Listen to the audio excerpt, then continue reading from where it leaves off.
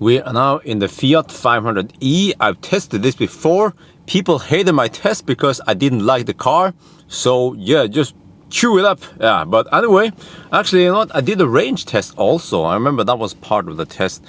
And I think I was like, I wasn't being too fair because I was driving too slow. Back then I didn't have any good like testing procedure. But then I developed the Tesla Björn testing procedure at TBTP. Yeah, so we had to drive at 90 kilometers per hour.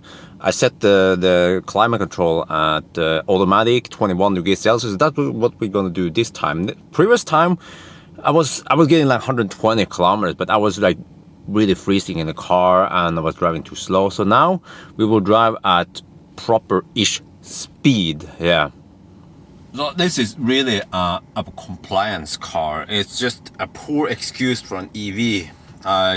It's a fossil car. They just forcefully muted it into an EV. Okay, let's lower this one to 21. Okay, like we do, automatic. Let the car do whatever it has to do.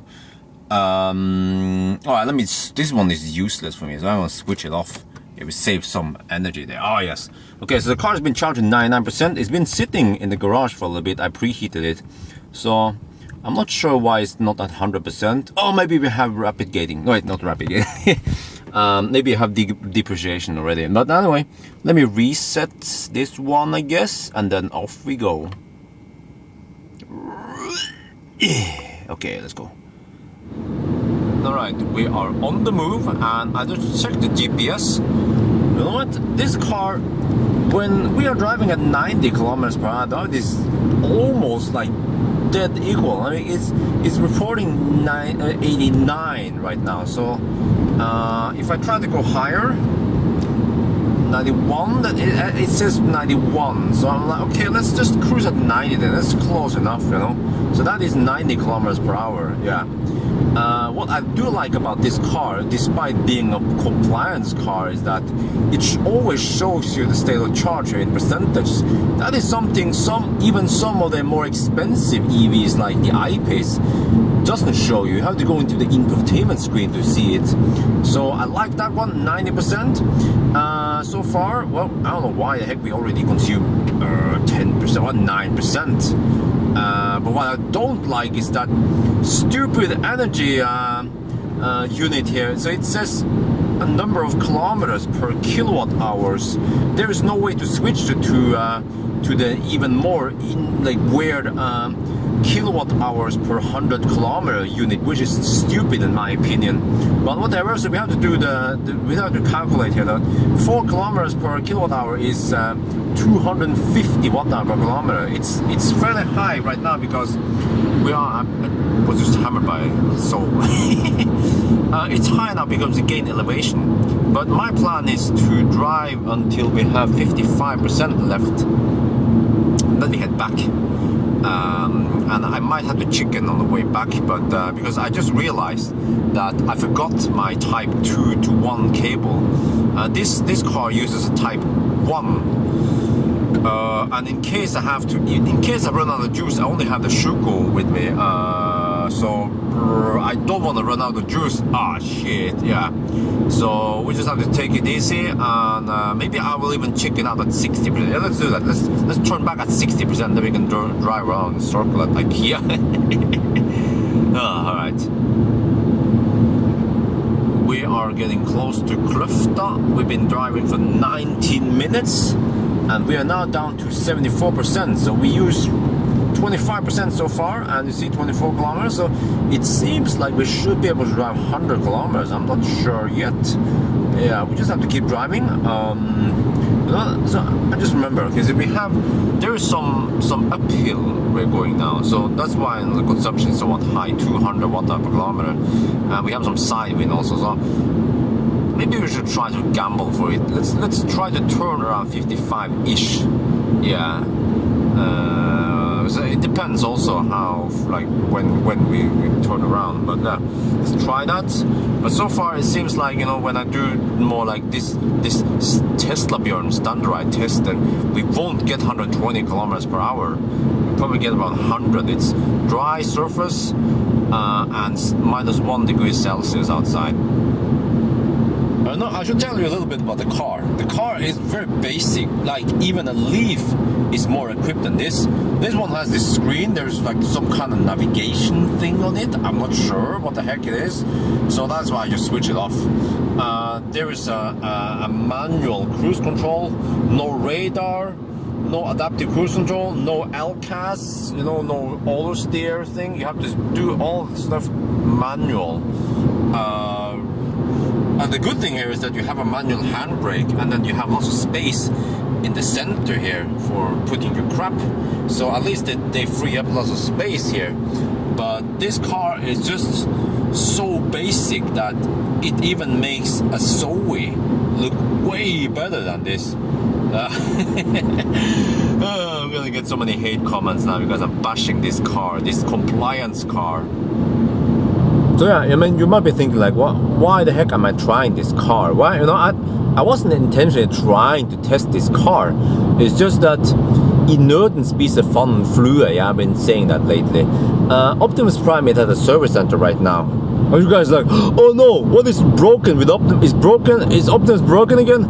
No.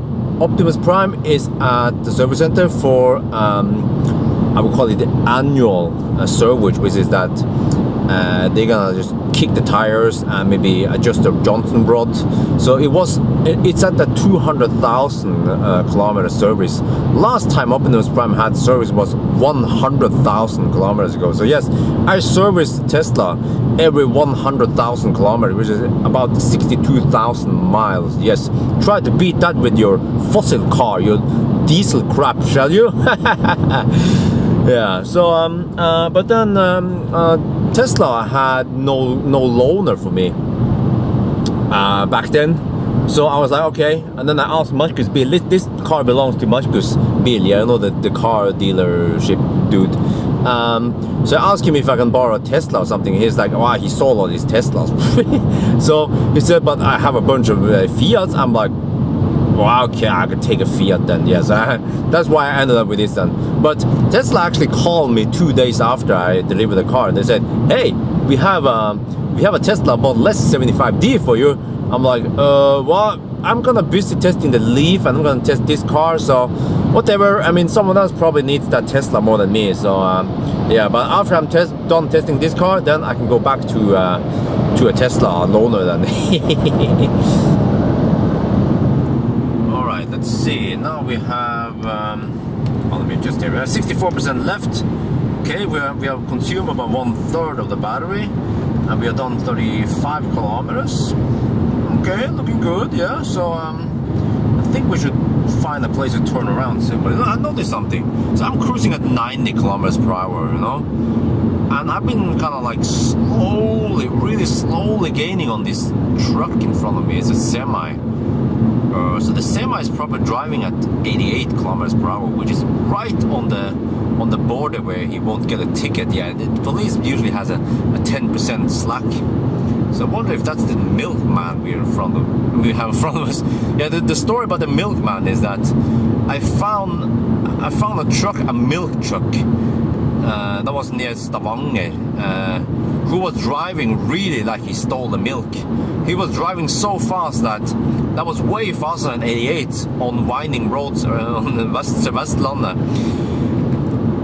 So that's the story about the milkman, the crazy milkman. So basically the milkman means that it's a truck driver who's driving like he stole a car or stole a truck, and this guy is also driving fairly fast. So yeah, so now I'm kind of like, I'm getting closer, so I'm almost drafting on it. So I should get away from the drafting here, because that will kind of like fool the test a little bit.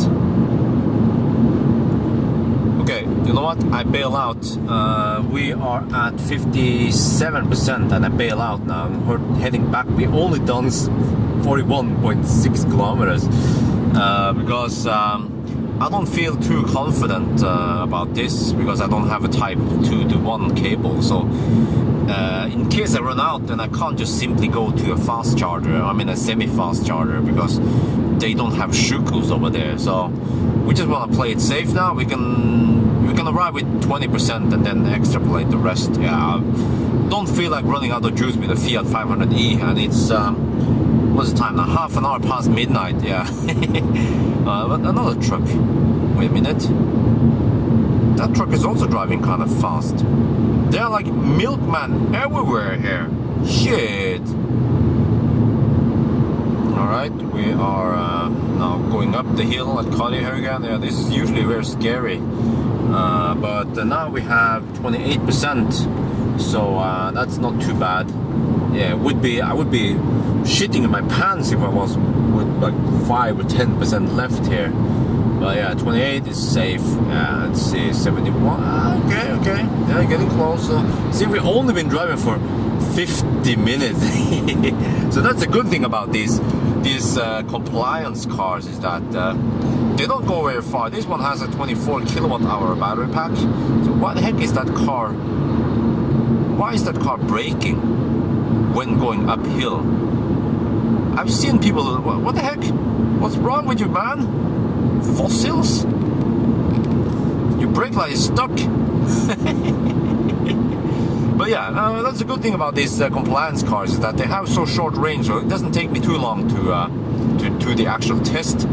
Now the problem with this car is that it doesn't support fast charging, so it took forever to charge it up. Yeah, it only supports AC slow charging. But yeah, at least I can just slack and pull an Al Bundy while I'm waiting for it to charge up at home. Whoa, what the heck happened? What the heck happened? It just suddenly went from like 22% to, look! What? We're going downhill, and I'm losing stable charge like crazy. Suddenly, see, this is exactly the reason why I don't want to run it down to zero, because the BMS is just, it's foxed up right now. Yeah, it's like, what? Oh, look at that!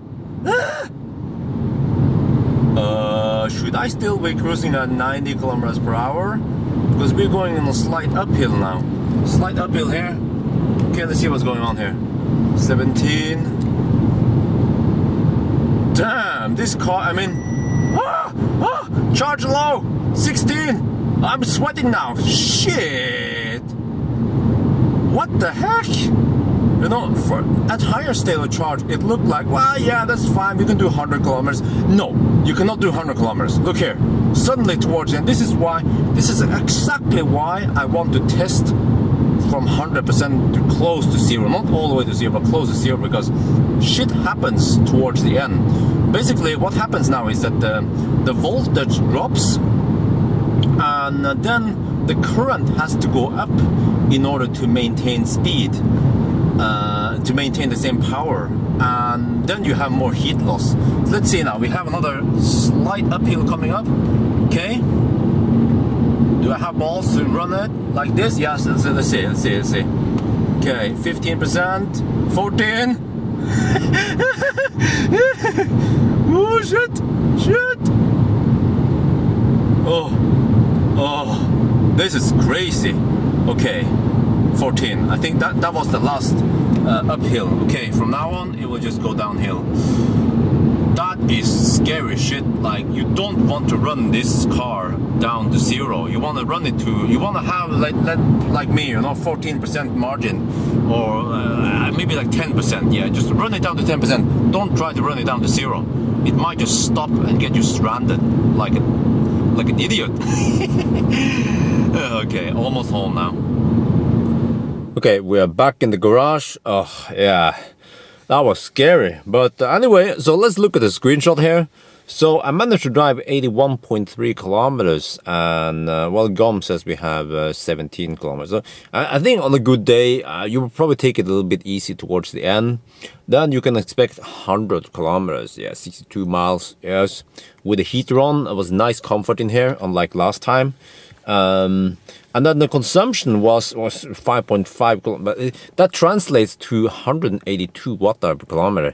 That's the same as a Nissan Leaf, which is much bigger. Yeah, you know, I tried to coast downhill on my run, and I noticed that this car didn't roll very well downhill. Like when I coasted with an Ioniq, it just went down like crazy, you know, I picked up speed so fast, but this one like barely pick up any speed. So I suspect that there's like some significant friction in the drivetrain. It seems like Fiat, they didn't give a shit about making this car efficient to roll easy and to have like less friction in the in the gearbox or whatever, you know.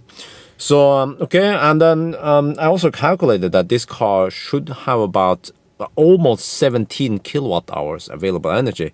So it has a 24 kilowatt hour battery, but only 17. Now usually a 24 pack should have, like, let's say the Leaf with 24 pack has 21 kilowatt hours available. This one only 17, so it seems like they are having a big buffer on the bottom, but also seems to be a somewhat big buffer on the top, maybe like 1 kilowatt hour top, and then it could also be some heat loss here. I don't know. I'm not sure about this, but okay, so that was my range test.